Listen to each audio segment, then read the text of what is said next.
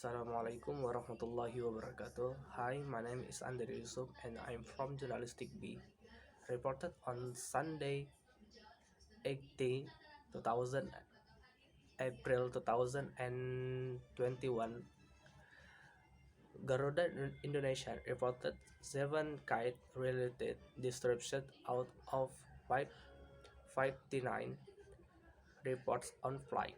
Disruption recorded by state-owned airport Operation PT Angkasa Pura II between May and July and at Soekarno-Hatta International Airport.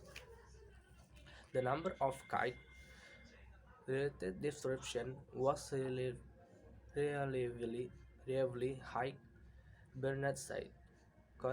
Conditions during that flight operation were lower than during the coronavirus pandemic. The 7 incidents include one fatal one, where parts of kites entered an airplane engine.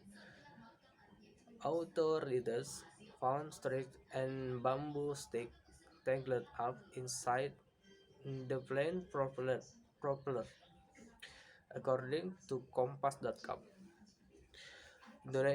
Indonesian 2009 aviation law forbids flying kites around flight operation area, which Article 421 of the law creating a punishment of up 3 years of imprisonment and 1 billion Rp or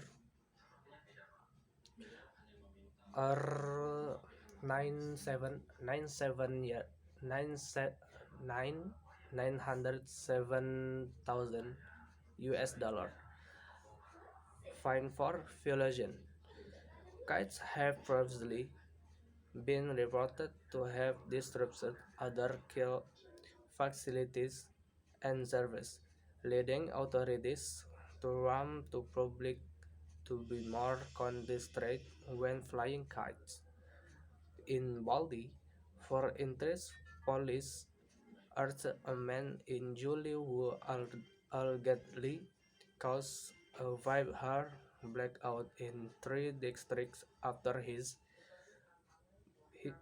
kite broke and fell onto a substation owned by state electrically PLN.